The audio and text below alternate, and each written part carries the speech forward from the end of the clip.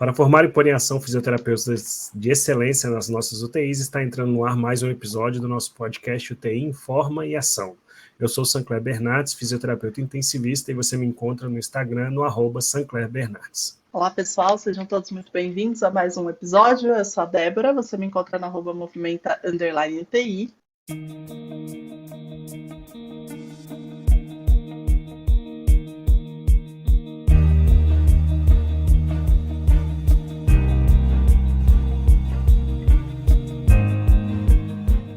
E hoje nós estamos juntos, né, Sancler, para mais um episódio. O tema do nosso episódio hoje é espiritualidade, um cuidado necessário.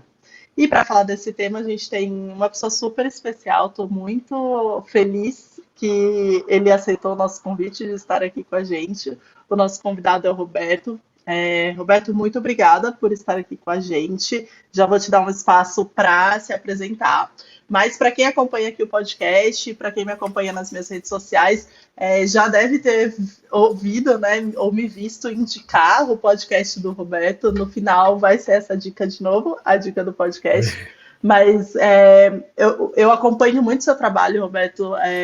Admiro muito o seu trabalho, gosto muito de escutar o podcast e acho que é um trabalho que a gente precisa comunicar a todos. E é isso que a gente quer fazer aqui hoje, né? A gente quer falar sobre espiritualidade dentro do contexto de UTI, a gente quer te ouvir, né? Acho que não é um tema de conhecimento de todo mundo, acho que as pessoas misturam muito conceitos e a gente pode falar disso daqui a pouco também, né? Mas primeiro eu queria que você se apresentasse, então já deixando aqui o nosso muito obrigado pela sua participação com a gente.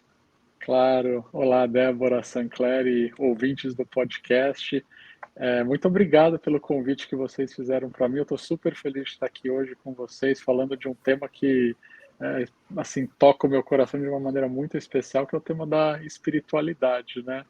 Eu trabalho como capelão hospitalar. Eu estava falando para a Débora antes da gente entrar aqui, há praticamente 15 anos, né? 8 como voluntário aí no HC em São Paulo, e 6 anos aqui nos Estados Unidos como capelão em um hospital oncológico. Tenho grandes amigos e amigas fisioterapeutas com os quais eu interajo no meu dia a dia. Sou fã da profissão de vocês, dos profissionais que vocês são, e estou super feliz de estar aqui hoje. Muitíssimo obrigado pelo convite, viu? Muito bom. Roberto, eu queria começar pedindo para você esclarecer um pouco, assim, eu ouvi um episódio recente de vocês, né, com você e mais dois profissionais, né, dois capelões aqui do Brasil, e vocês estavam falando um pouco sobre a diferença de espiritualidade e de religiosidade, né, e de religião. E eu achei até interessante, porque quando eu falei para o meu marido que a gente ia conversar com você, né, aí ele falou, por mais que eu conte, né, porque eu conto os episódios que eu assisto, enfim, aí ele falou, mas vocês vão falar de religião no podcast? Aí eu falei, bom, esse vai ser o primeiro ponto, então, do podcast, né? Eu queria deixar claro, né? Eu queria que você contasse um pouco, assim, qual que é a diferença? Tem diferença? Não tem diferença? Qual que é o papel de vocês, né, da capelania, do cuidado espiritual dentro do hospital com os pacientes internados? Dá esse pontapé inicial aí, contextualizando esse tema para a gente, por favor. Débora, é incrível que você fez essa pergunta para começar, porque é com essa distinção de espiritualidade e religiosidade que normalmente eu abro as minhas aulas. É sempre o primeiro esclarecimento que eu gosto de fazer, porque existe realmente, como você falou, bastante confusão, né, em relação a essas duas ideias. Então é o seguinte, olha, espiritualidade é um tema super amplo, né? O conceito de espiritualidade é um conceito polissêmico, ele tem muitos significados. O que eu entendo por espiritualidade, Débora, pode ser diferente do que você entende, pode ser diferente do que o Sancler entende, e pode ser diferente daquilo que os ouvintes entendem como espiritualidade, né? Então, no mundo da saúde, alguns profissionais se reuniram já há algum tempo para tentar chegar a um consenso do que seria espiritualidade. Para que quando eu falar de espiritualidade aqui nos Estados Unidos e vocês falarem aí no Brasil, a gente esteja na mesma página, né? E esse consenso foi alcançado a partir dessas reuniões com vários profissionais da saúde, e a definição de espiritualidade a qual eles chegaram é a seguinte: Eles dizem que espiritualidade é aquela dimensão humana que nos remete à busca de sentido e significado e também a forma como nós nos conectamos ou nos relacionamos, né? Conosco mesmos, com as outras pessoas, com este momento, com a natureza e com aquilo que é sagrado para cada um de nós. Essa última dimensão do sagrado para cada um de nós, Débora, pode nos levar para o universo das tradições religiosas, né? Não necessariamente nos leva. Para algumas pessoas, o sagrado pode ser a família, pode ser o trabalho, pode ser alguma outra dimensão, né? Pode ter um outro sentido essa questão do sagrado. Mas para muitas pessoas, essa relação se dá dentro de uma denominação religiosa. E aí ela se relaciona com Deus, ou com Buda, ou com Alá, Maomé, enfim, a gente vai para o universo das milhares de religiões que existem por aí, né? Então, uma pessoa pode ser profundamente espiritualizada sem necessariamente ser religiosa, né? Ao passo que pessoas religiosas também podem ser profundamente espiritualizadas. Mas os seres humanos, nós somos seres espirituais, todos nós temos vida espiritual, né? Eu gosto muito de uma frase que diz: nós não somos seres humanos tentando nos tornar seres espirituais, nós somos seres espirituais tentando nos tornar humanos, né? Aquele processo de humanização ao longo da nossa vida. Então é basicamente essa distinção. As pessoas podem viver a sua espiritualidade sem necessariamente ter uma religião, fazer parte de uma comunidade religiosa.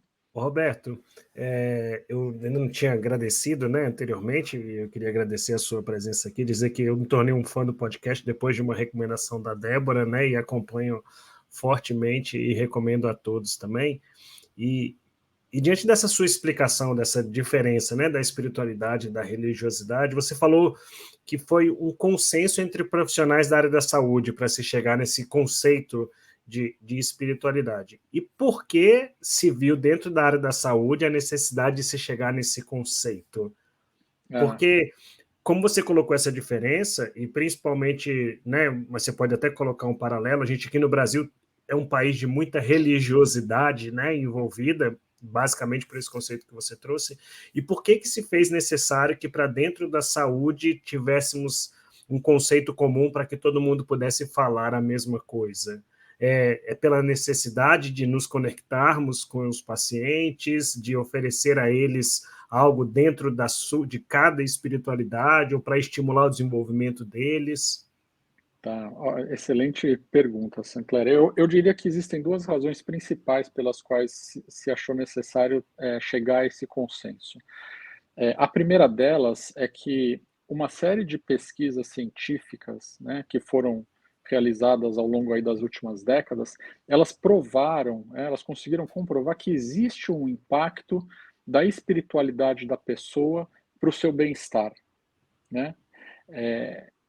Quando as pessoas começaram a perceber isso dentro do mundo da saúde, que os pacientes davam muita importância para a espiritualidade, que eles utilizavam termos que remetiam à espiritualidade e à religiosidade, esses profissionais da saúde, esses pesquisadores, começaram a tentar investigar, entender que fenômeno era esse, né? Então começaram a pesquisar sobre a questão da espiritualidade, o que era espiritualidade para cada paciente, ao longo de um tempo, né? Então, percebendo que existia um impacto positivo da espiritualidade na vida dos pacientes, mas que também poderia ser gerador de estresse, dependendo de como a pessoa estava vivendo a sua espiritualidade, as pessoas se lançaram à busca, né, desse consenso que eu falei, de tentar entender melhor esse fenômeno, e aí chegaram nesse consenso, porque entende-se que uma assistência espiritual no mundo da saúde é fundamental para que esse bem-estar possa ser alcançado. O ser humano não é só um ente biológico, né?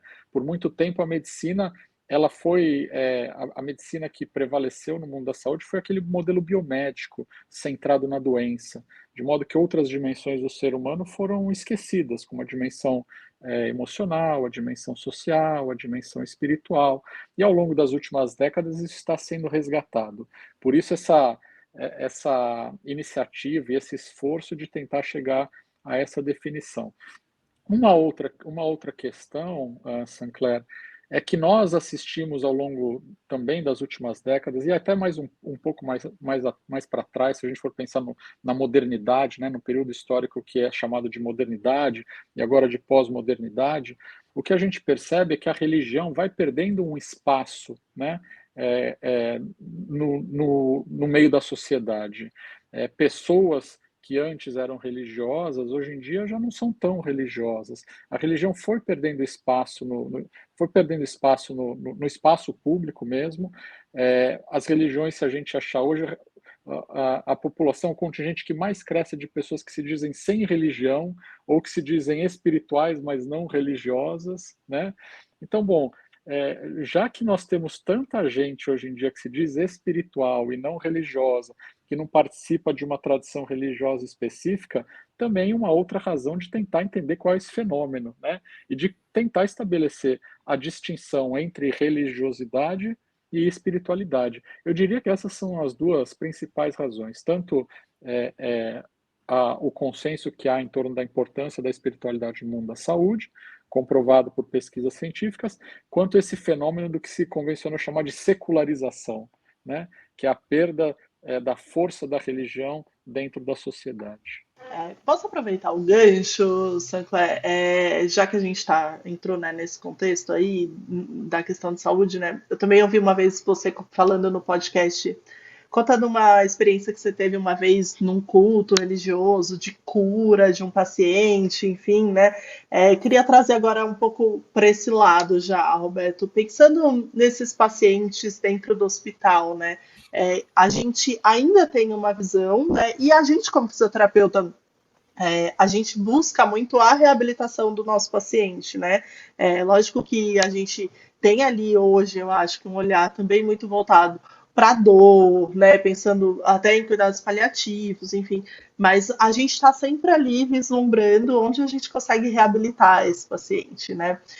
Eu queria que você falasse um pouco para a gente, né? Você consegue enxergar intersecções entre esse processo de reabilitação e a espiritualidade, né? Não sei se você já teve algum caso, né, onde essas coisas se cruzaram de forma positiva ou negativa, porque uma vez eu lembro que eu estava com um aluno e aí ele saiu com uma cara assim, sabe, branco igual um papel assim do leito, né, do paciente.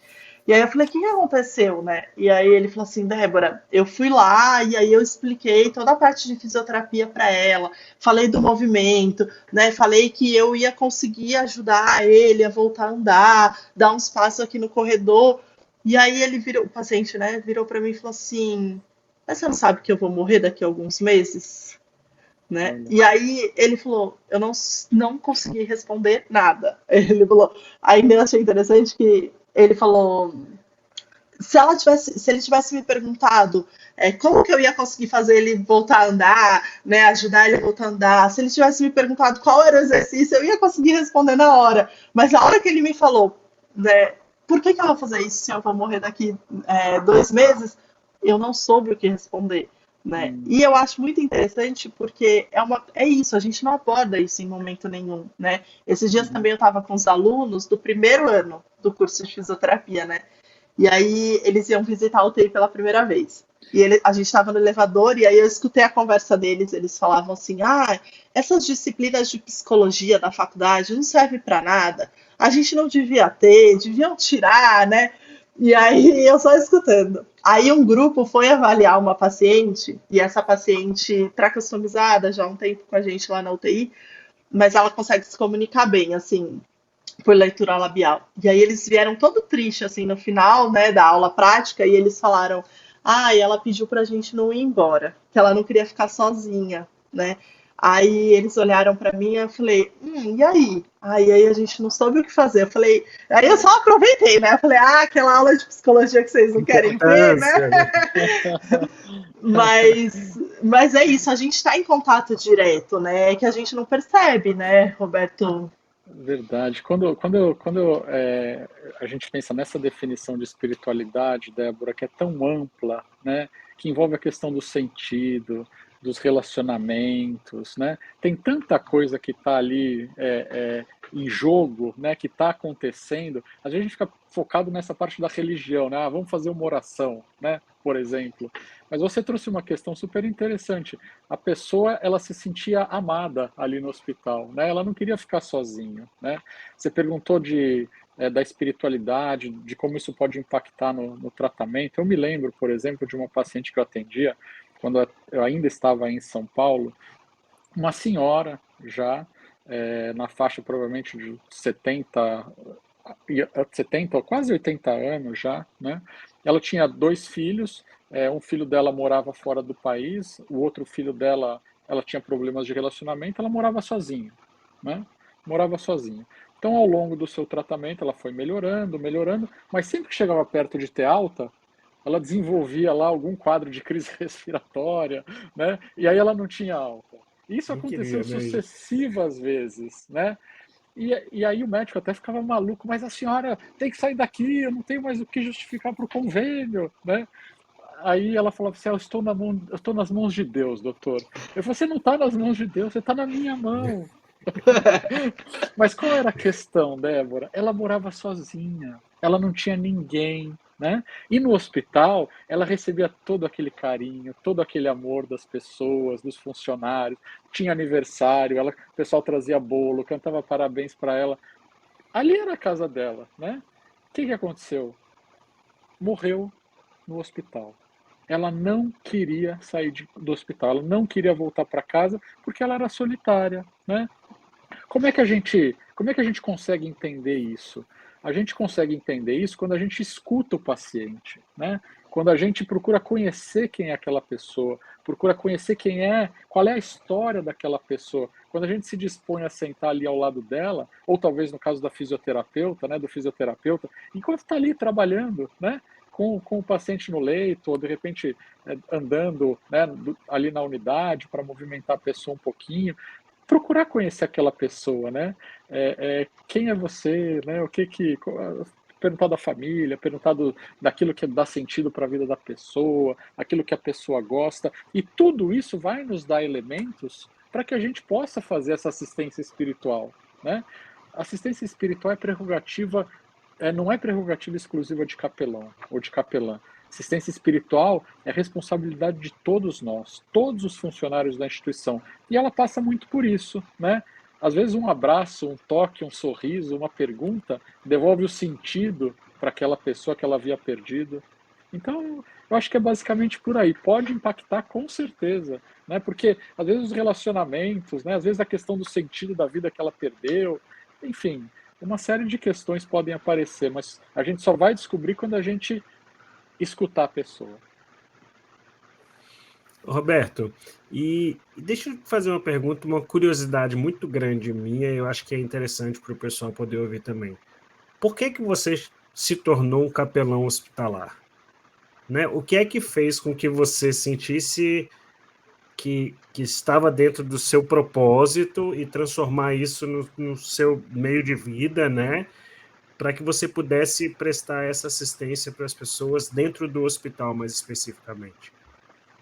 Então, Sancler, é uma pergunta super interessante, né? Porque eu sempre digo que se a gente perguntar para uma criança o que ela quer ser quando crescer, É. dificilmente a gente vai ouvir ela falar, eu quero ser uma capelã, eu quero ser um capelão.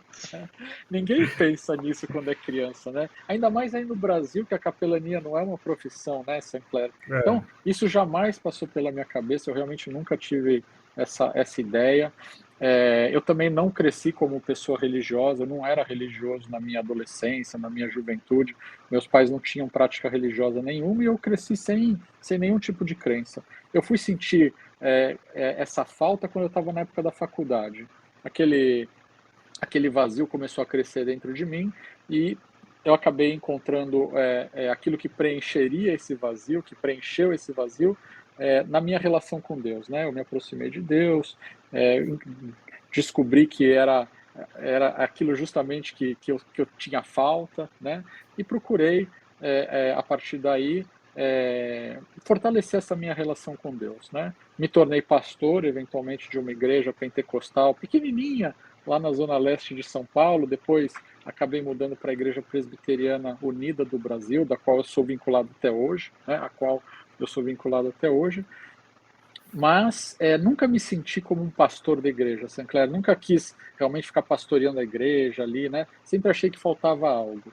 Eu descobri a capelania quando uma amiga minha, psicóloga hospitalar, isso foi no ano de 2007, ela me convidou para atender, sabendo, né, que eu era teólogo, que eu já era pastor, ela me convidou para atender um casal que ela estava atendendo, cuja filha pequena já estava com um estágio muito avançado de leucemia, né? E aí os pais dessa menina começaram a levantar questões teológicas e essa minha amiga encontrando dificuldade para responder essas questões, ou pelo menos para ajudar o pai e a mãe a refletir sobre aquelas questões, me chamou. Eu fui ao encontro dessa família e foi um atendimento super bom, Sinclair. Foi um atendimento que teve consequências muito positivas para a família daquela criança, para a equipe médica e para mim também, porque a partir dali eu descobri o que eu queria fazer, né? Foi um atendimento que deu sentido para o meu futuro, mas também para o meu passado, Sinclair, porque meses antes eu tinha perdido o meu primeiro filho. E eu ainda me debatia com questões que agora eu encontrava aquelas pessoas fazendo. Então, quando eu ajudei aquelas pessoas a refletir sobre aquelas questões, eu mal sabia que eu estava achando as minhas respostas que eu estava buscando, sabe? Naquele momento eu percebi que eu consegui utilizar a minha experiência de perda, de luta, de sofrimento para ajudar aquelas pessoas, né? Eu falei, bom, naquele momento mesmo, Sinclair, eu tive essa percepção, sabe? Eu falei, é isso que eu quero fazer. Eu quero usar a minha experiência para poder servir outras pessoas, né, passando por situações semelhantes. Aí fui buscar o voluntariado lá no HC, por onde eu fiquei 8 anos, né, e aí agora estou aqui nos Estados Unidos fazendo isso profissionalmente. Mas foi essa experiência fundante aí que me levou para o universo da capelania. Muito interessante, muito bonita a Pensando história. Deixa eu só um parênteses, Débora. Pode falar. Eu já tive a oportunidade de ouvir, o Roberto falou agora um pouco dessa experiência, o episódio número 2, né, do Irmã Morte, Isso aí, perfeito. ele fala da história do Fernando, né, da perda, do luto, e é uma das coisas mais marcantes que eu já ouvi, inclusive, muito interessante. Sinclair, quando eu ouço você falar o nome do meu filho, me emociona, sabia? Porque saber que tem pessoas que falam dele, sabe? Ele viveu tão pouquinho, né? Então, quando alguém faz o que você fez agora, de chamar o meu filho pelo nome, isso, você me toca o coração de uma maneira muito profunda, viu, Sinclair? Roberto, pensando que, né, nisso que você estava falando da questão da capelania, ela realmente, eu acho que ela não é comum ainda no Brasil, né? Como é que você diria assim para a gente, né, que está lá no dia a dia, como que a gente pode reconhecer? Eu entendo que você falou que esse cuidado espiritual passa por todo mundo, e depois eu queria voltar nesse assunto, mas só para aproveitar agora, né, já que a gente está falando da profissão, do capelão, enfim, como que a gente que está ali no dia a dia pode reconhecer, de repente, um momento de chamar alguém específico, né? Ok, que talvez em todo lugar, em muitos lugares aqui no Brasil, a gente não tenha essa presença do capelão, né? Mas enfim, né, para a gente também participar desse movimento, disso ser uma presença nos nossos hospitais, como que a gente, como profissional ali na beira do leito, no dia a dia com o paciente, a gente pode ter sinais assim de repente, poxa, esse paciente ele pode se beneficiar de uma presença específica, de uma pessoa assim ali com ele nesse momento. Tá. Então, Débora, esse ponto, né, de entender que talvez seja necessário uma ajuda mais especializada, ele também é um ponto muito pessoal de quem está ali ao lado do paciente. Vamos dizer que você, Débora, está com o seu paciente, trabalhando junto com o seu paciente, e você tem uma familiaridade, você tem facilidade para transitar, sabe, nesses assuntos da teologia, da filosofia, mesmo sem passar pelo treinamento de capelania, você consegue prestar uma assistência espiritual excelente, né? Vai muito daquilo que você nutre, né, na sua própria vida, na sua própria espiritualidade. Se você tem facilidade para lidar com esses assuntos, sabe? Provavelmente você vai chegar mais longe do que a pessoa que não tem. né? E aí, quando você achar que você chegou no seu limite, talvez seja o momento de fazer o encaminhamento. Mas eu diria que quando pessoas se dizem religiosas, né? Elas falam que elas têm uma crença específica e começam a levantar questões relacionadas a essa crença, como, por exemplo, por que Deus está me punindo, sabe? O que eu fiz para merecer isso? Eu sempre fui à igreja, eu fiz tudo aquilo que eu achava que era certo fazer, e agora eu estou passando por isso. Quando a pessoa começa a trazer questões dessa que talvez sejam teologicamente um pouco mais complexas e mais bem elaboradas, talvez seja a hora de perguntar, olha, você tem alguém com quem você poderia conversar sobre essas coisas? Você faz parte de uma comunidade religiosa? Você tem algum líder religioso que você confia, com quem você poderia conversar sobre esses assuntos, né?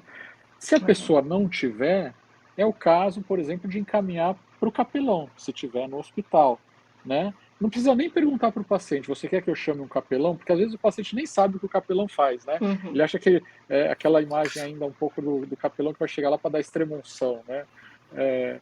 Então, se você tiver uma assistência espiritual especializada na sua instituição de saúde, repassa o atendimento, faz um encaminhamento, né? Às vezes pessoas que precisam tomar decisões médicas, Débora, continuam ou não continuam o tratamento? Será que Deus permite que eu descontinue o tratamento? Ou será que é só Deus que pode dizer quando é a hora de morrer? Sabe? Essa é uma questão super, né, difícil de abordar. Eu mesmo preciso chamar, por exemplo, líderes religiosos de outras tradições quando o meu paciente é de uma outra tradição. Se um paciente judeu, eu logo pergunto para ele, quer que eu chame um rabino para você conversar, né? E na maior parte das vezes eles falam, quero que você chame um rabino. Então a gente tem parcerias com instituições religiosas ao redor do nosso hospital, né? E a gente aciona esses parceiros para poder fazer atendimentos desse tipo.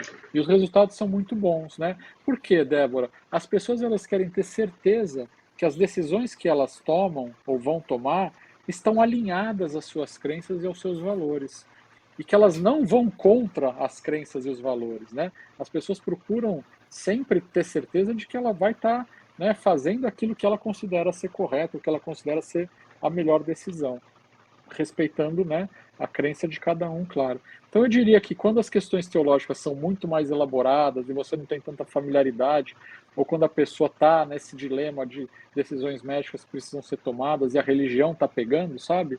Eu acho que é um bom momento para passar por uma ajuda mais especializada. Só eu queria fazer um adendo que num dos últimos episódios de vocês também, procure saber, né, se na sua instituição tem um capelão, porque eu acho que lá na HC não tem, não sei, Roberto, se você sabe, eu sei que tem de religiões específicas, né, mas eu não sei se, acho que até onde eu sei não tem um capelão. Exatamente. Não, você está certo. Lá a capelania ela é dividida por tradições religiosas, Débora. Então a gente tem a capelania evangélica, a capelania católica e a capelania espírita, né, que fazem um grande trabalho lá, mas é mais voltado mesmo para uma religião específica. Uhum.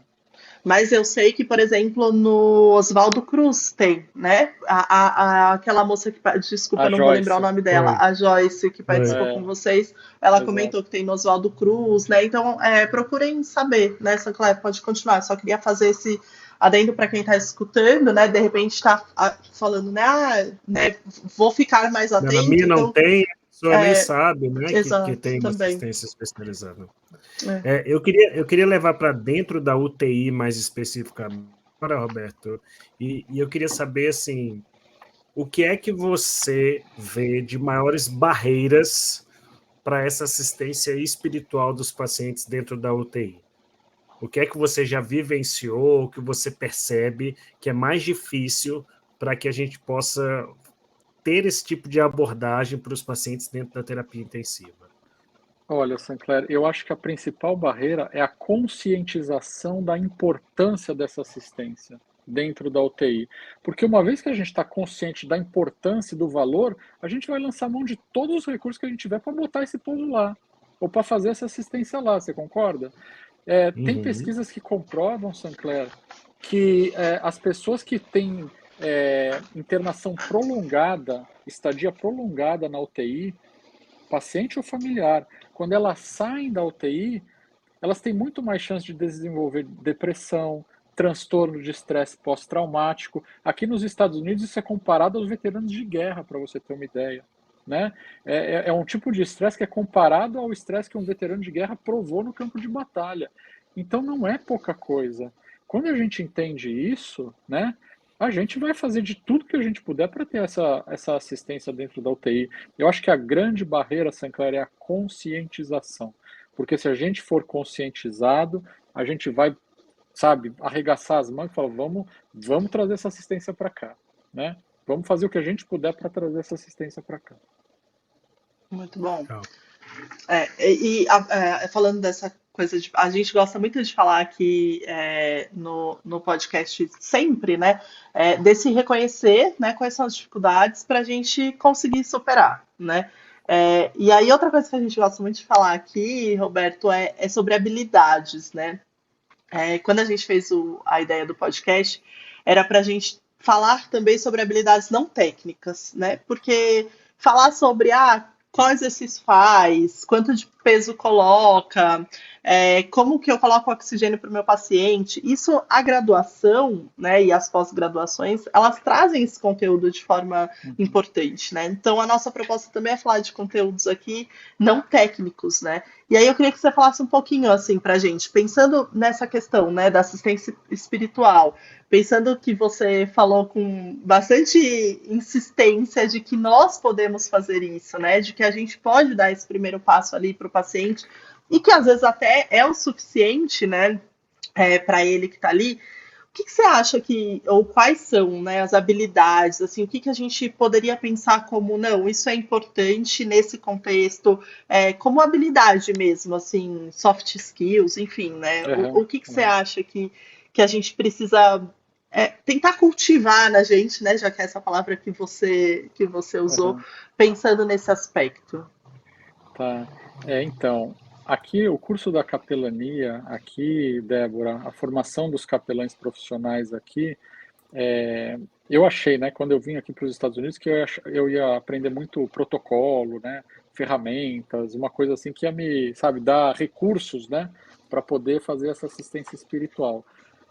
E eu mal sabia que a grande ênfase do curso de capelania para se tornar um capelão profissional aqui é o autoconhecimento. É o autoconhecimento. Por quê? Porque eu preciso saber quais são as minhas influências familiares, religiosas, culturais, para saber como que isso entra no meio do meu cuidado entre eu e o paciente. Vou dar um exemplo para você. Se eu cresci, por exemplo, numa família e numa cultura onde não é permitido chorar, né, onde eu não posso ficar bravo, né, eu muito provavelmente aprendi a reprimir a minha tristeza, eu aprendi a reprimir a minha raiva, e eu não sei o que fazer quando alguém do meu lado também fica triste ou fica com raiva. Né? Se eu não sei lidar com as minhas emoções, eu não vou saber lidar com as emoções que vão surgir quando eu estiver no quarto junto com o paciente. Né? Provavelmente a minha tendência inconsciente vai ser tentar fazer o paciente reproduzir o mesmo mecanismo que eu uso, que é a repressão. Né? Ou então eu posso falar para ele, não pensa isso, né? Deus vai proteger você, ou não, você não pode ficar triste, seja mais positivo, né? Vamos orar, porque Deus... Positivismo extremo, né? Sempre positivismo extremo. Mas isso, Sancler, é essa incapacidade de ir mais fundo, sabe, dentro de si mesmo. Né? A gente não sabe, a gente tem medo. E o hospital é um ambiente dramático por excelência. Vocês sabem muito bem disso, vocês trabalham em UTI, né? Ali está tudo à flor da pele. Todas essas emoções, elas emergem. Se antes a gente reprimia lá fora, agora não tem mais como reprimir. Se a gente tentar, o nível de ansiedade vai crescer ainda mais. Né? Então, como skill, né, que você falou, Débora, essas soft skills, eu acho que é muito esse esforço por se autoconhecer, né, por se autoconhecer e procurar entender como é que você lida com a sua própria espiritualidade, como é que você cultiva a sua própria espiritualidade, como é que a questão do sofrimento e da morte pega em você, sabe? Como é que você foi capaz de integrar já as suas próprias dores, você já passou por luto, foi capaz de integrar suas perdas na sua própria vida, sabe? Você já fez o atravessamento de caminhos como esse que o teu paciente agora está passando, sabe? E agora você está voltando para acompanhá-lo nessa trajetória, né? Então eu acho que é um pouco isso, sabe? Tem muito da experiência de vida, tem muito da intencionalidade mesmo de se lançar nesse caminho do autoconhecimento. Pode ser com psicoterapia, pode ser com direção espiritual, pode ser com leitura, com práticas contemplativas, meditação, enfim, o que servir para cada um, né? Tem vários tipos de caminhos possíveis. Mas esse eu diria que é o principal, Débora. Nutrir a própria espiritualidade, né? Procurar se conhecer cada vez melhor e, claro, capacidade de escuta. Você se escuta, você consegue escutar melhor ao outro, né? Quando você se conhece melhor, você consegue conhecer melhor o outro. Quando você está mais conectado consigo mesmo, você vai ter mais condição de se conectar com o outro. São processos paralelos, né? E muitas vezes, quando a gente encontra dificuldade no quarto do paciente, é importante a gente refletir, peraí, hoje eu tive um atendimento que eu fiquei meio parado, eu fiquei tipo aquele que você contou do teu aluno lá, sabe? Eu não sabia o que fazer, né? Eu não sabia o que fazer. Bom, vamos aproveitar essa experiência e vamos levar para a supervisão, vamos levar para a Débora. Débora, me ajuda com isso daqui. Mas precisa ser intencional. Encontrou dificuldade? Tá aí um bom momento para crescer, para desenvolver essas outras skills que você está falando, sabe? Não se preparar e depois se lançar no cuidado do paciente, né? A prática e a teoria vão caminhar juntos, sabe? A gente vai aprendendo também à medida em que a gente vai trabalhando e atuando junto aos pacientes, né? Mas é importante aproveitar cada oportunidade dessa de dificuldade, de desafio, para tentar entender o que pegou e ir mais fundo nesse caminho do autoconhecimento, da autoconexão, para que isso depois se reverta no quarto do paciente de uma maneira diferente. Isso que eu ia falar, né? Para que isso se reverta num atendimento diferente, com desfechos diferentes, né? E você falando na minha cabeça, eu só fico pensando como é que isso, de alguma forma, não está dentro das nossas faculdades, assim, né? De novo, né? Não só na teoria, né, Débora? Por quê, né? Mas, Débora, mas nesse contato, né, de algum jeito ter um tempo para esses alunos terem essas experiências, né, esse conhecimento, enfim. Desculpa, pode falar, Roberto. Não, imagina, eu só ia completar dizendo que eu falei dessa questão da repressão de emoções, né? Eu descobri aqui nesse trabalho do autoconhecimento durante o meu curso de formação que eu sempre reprimi muito a minha raiva, sabe? Que eu tinha sempre que estar, né, feliz, sorrindo, eu não podia ficar bravo, porque como é que o pastor fica bravo, né? O pastor não pode ficar bravo, tem que perdoar, né? Então eu não sabia nem colocar limite, falar não, sabe? Aí quando a minha supervisora percebeu isso, olha a tarefa que ela me deu, ela falou assim, ó, a partir de hoje, você vai pedir para o pessoal da enfermagem, para suas enfermeiras das suas unidades, te encaminhar todos os pacientes bravos.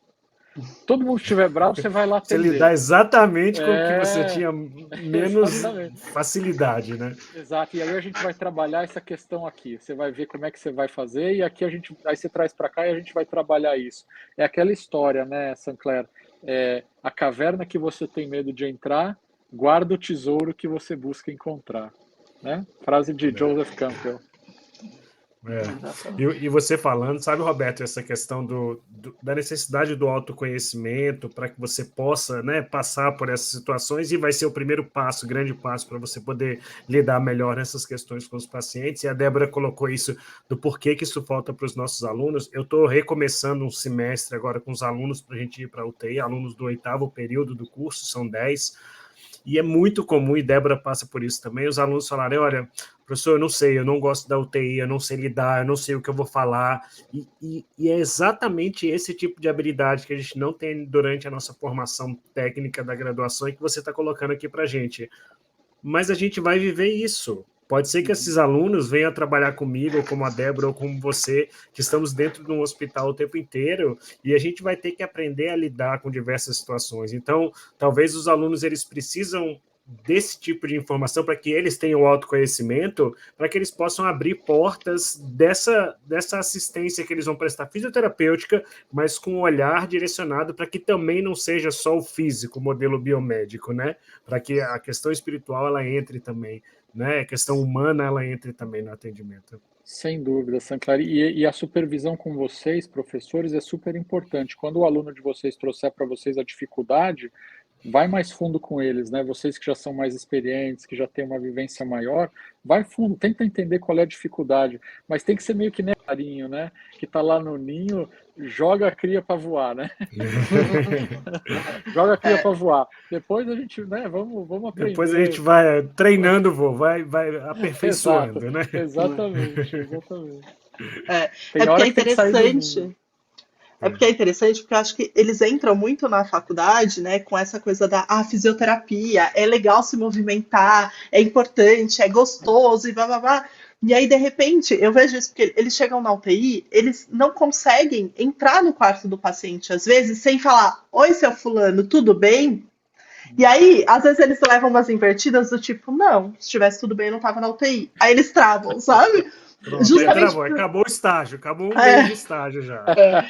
Porque eles não conseguem, de repente, entender que talvez a abordagem que você vai fazer ali não vai passar por um tudo bem, né? Que tá tudo bem a fisioterapia não ser muito legal de ser feita. Eles esperam, muitas vezes, que esse momento seja muito legal, que o paciente queira muito fazer. E a hora que eles se deparam com alguém num sofrimento, por exemplo, né? E que aí o ambiente não tá legal, eles não conseguem lidar, né? Porque parece que existe só esse conceito de precisa ser legal, precisa, né? E aí é muito difícil para quem está começando, né? Sem dúvida. Eu acho que essa pergunta, tudo bem, né? Até a pergunta é fechada, né? Tudo bem, né? Poucas opções. Tem duas opções. Né?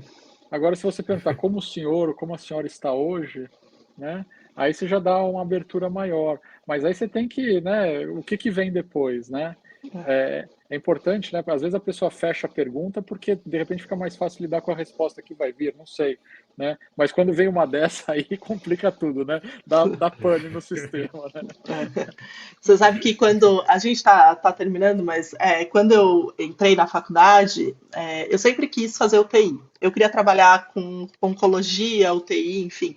E aí eu lembro que uma frase do meu primeiro ano que eu vi num simpósio de oncologia me marcou assim a faculdade inteira e eu levava lá comigo, né?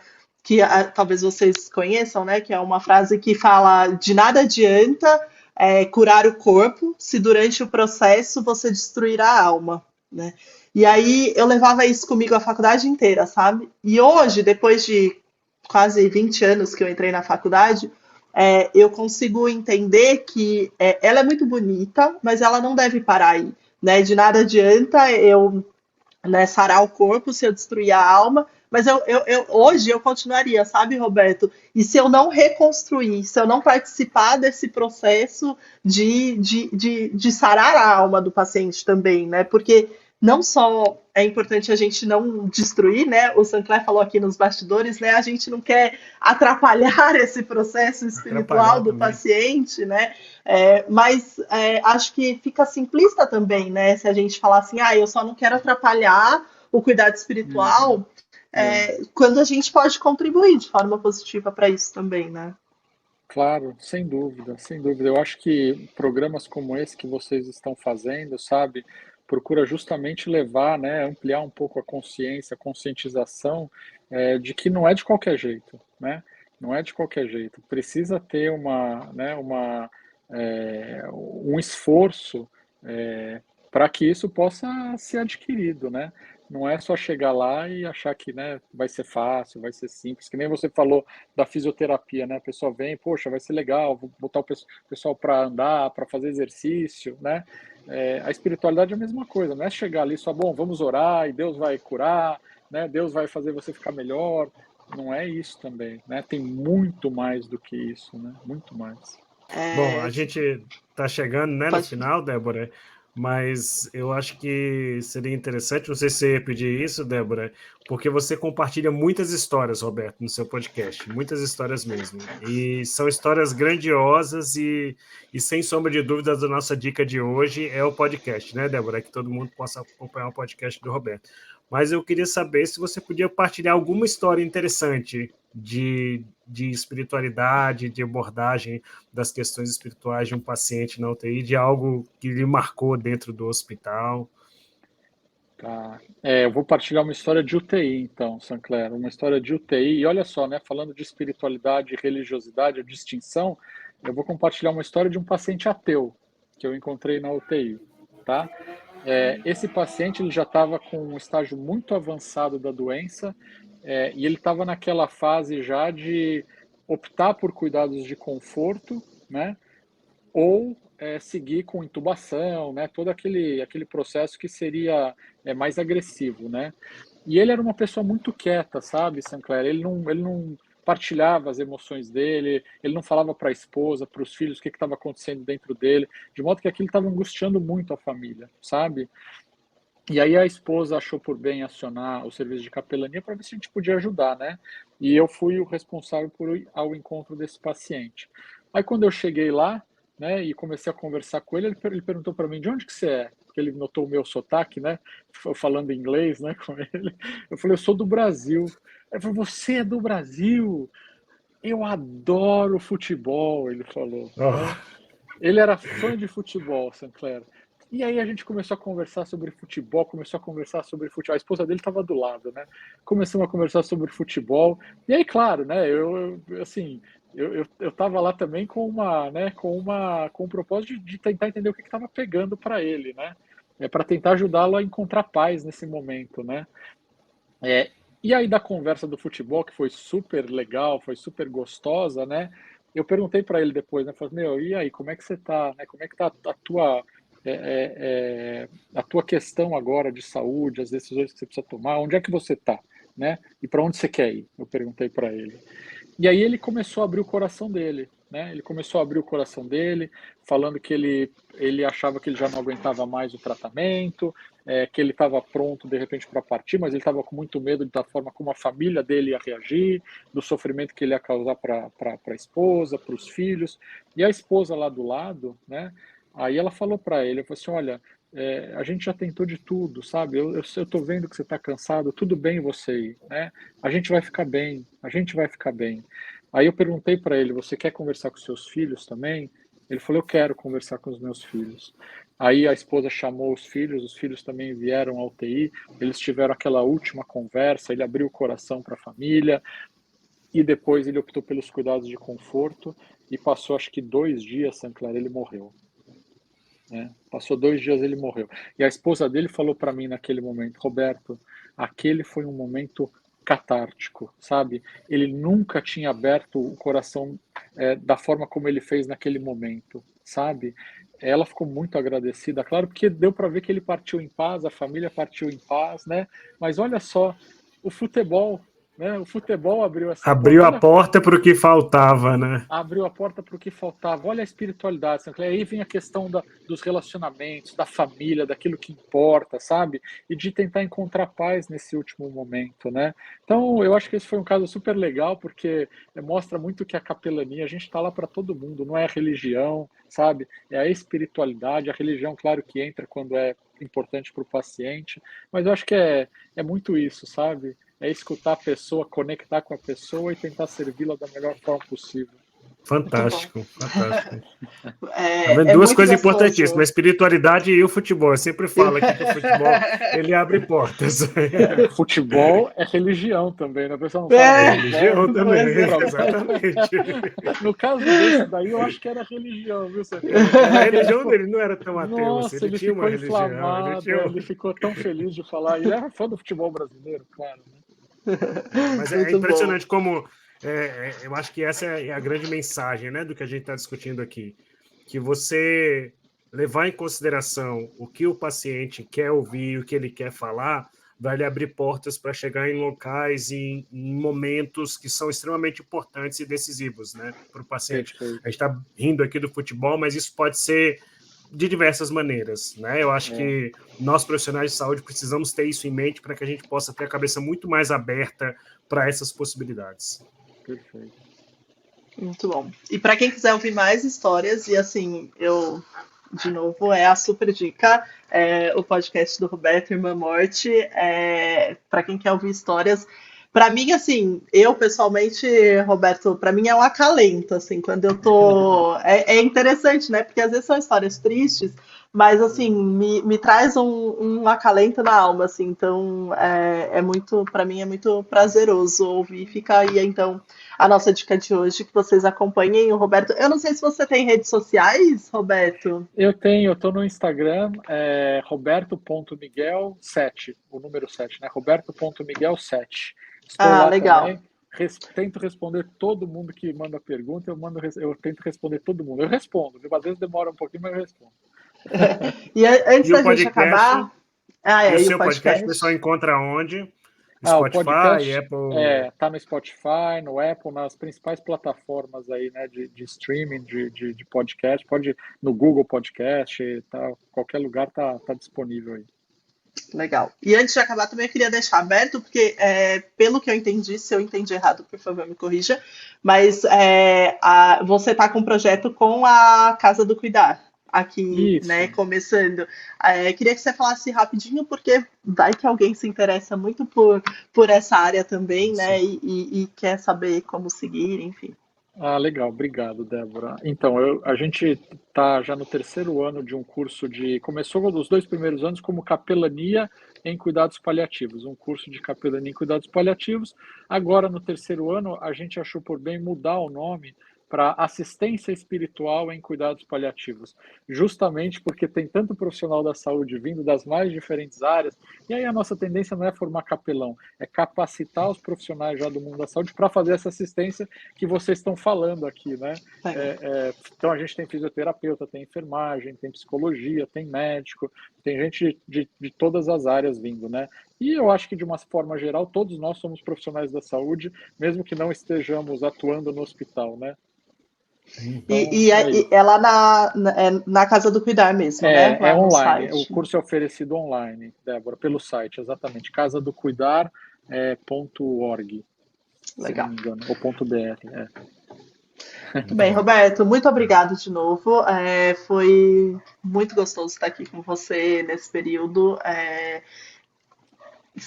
A gente fica aqui à sua disposição também, né? No que a gente puder ajudar a divulgar, a colocar isso, né, dentro da nossa realidade, né, para os fisioterapeutas, porque a gente não tem dúvida que esse é um ponto crucial para a gente melhorar o cuidado do paciente, que é o nosso desfecho mais importante dentro da UTI.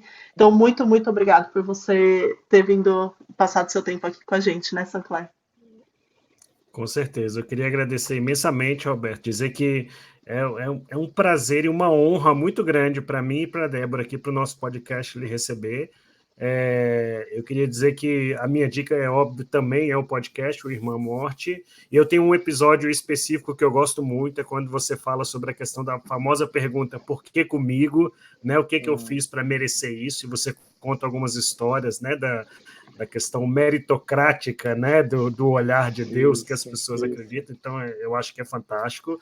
A gente sempre deixa também um outro livro, alguma coisa, eu separei um aqui que é Por um Fio, do Drauzio Varela, eu acho o livro extremamente interessante também, ele conta histórias diferentes, muitas delas, a maioria, né, do livro de câncer, de fim de vida, e de cenários completamente diferentes do que as pessoas acreditam, é um livro que vale a pena a leitura. E queria deixar meu muito obrigado, Roberto. Muito obrigado mesmo por poder participar com a gente e engrandecer ainda mais o nosso podcast aqui. Imagina, Sancler e Débora, eu agradeço de coração o convite de vocês, fiquei super feliz de estar aqui hoje com vocês, eu muito agradecido mesmo pelo convite, adorei o nosso bate-papo e também estou à disposição de vocês aí para quando vocês quiserem, viu? Obrigada, pessoal. Obrigada para todo mundo que acompanha a gente até aqui. Ajudem, né, a espalhar tanto o nosso podcast quanto do Roberto e essa mensagem para mais gente e nos acompanhem para os nossos próximos episódios. Obrigada, pessoal. É isso aí. Tchau. Tchau. Tchau, tchau. Até a próxima, pessoal.